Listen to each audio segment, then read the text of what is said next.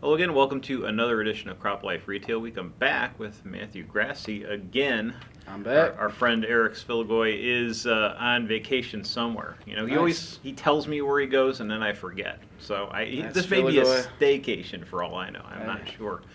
But I haven't heard from him, which is good. It means he's out and relaxing and doing his thing. So we're got a few things and a couple things in the news, and of course a little bit of travel this week. I know we had TFI, the TFI conference, the TFI 4R meeting. Yes. Was just this week, and you just returned from that. Yes, sir. Back from the 4R Summit in Des Moines. There, beautiful city. Des Moines, very underrated Midwest city, I'd say. But yeah, some great research coming out of that meeting. Very, very research-minded meeting. So learned a whole bunch about cover crops, especially in Iowa. I guess cover crops are up in Iowa 22% over 2016. So 760,000 acres of cover crops going on in Iowa last year. And TFI, of course, wants to see that number grow. To put that in context, that's only 3% of the total acreage there in Iowa. But yeah, great meeting. Some great research from Practical Farmers of Iowa, which is a group that is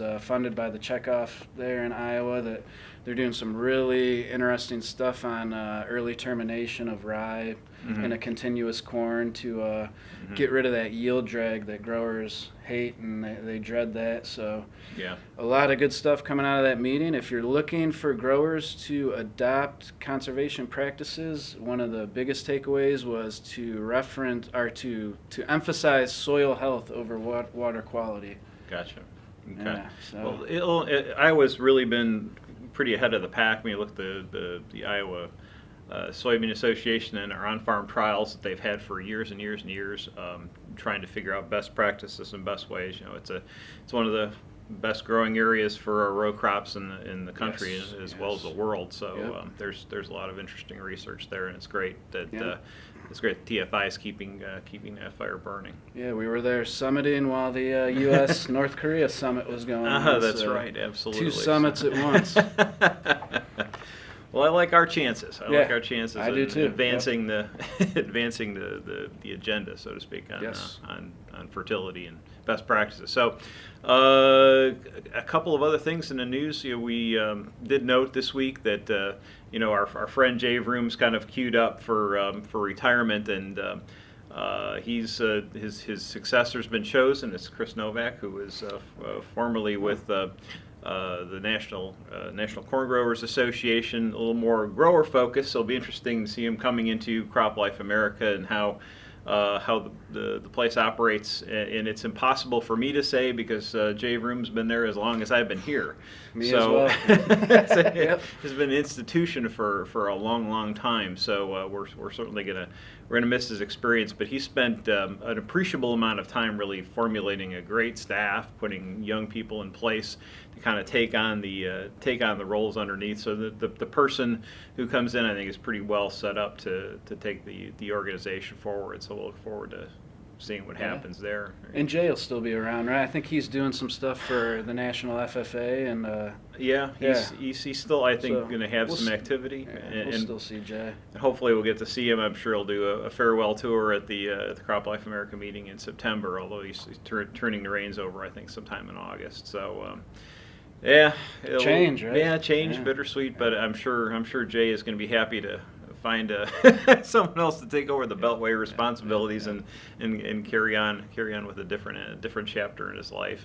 And best to Jamie, his wife, as well. She's terrific and always been just a super person. As far as someone who's really has been involved with Jay all along the time. Some great spouses in ag, right? Yeah, absolutely. So, let's see, the only other thing we really got cooking, although I'm wearing my InfoAg shirt, I have to say, because it was the next shirt in line and it wasn't green. Let's see, cameraman, it was not green.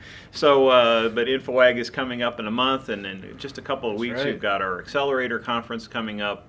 There's still a few slots available. If you're interested in signing up, please visit precisionagaccelerator.com. I know it's been a brutal spring for a lot of people, especially the folks up in South Dakota. AgTegra, who's one of our case studies, was crying for help a little bit about some of the things that they're working on for the conference, because it's just been so busy and they're trying to catch up with spring being delayed up there and so forth. So we appreciate their help, and I think it's going to be a terrific meeting and look forward to that, and hopefully see some of you there.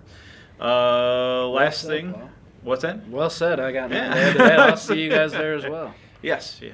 The whole team will be there. So I have to mention, our mug this week is brought to you by Asmus Farm Supply.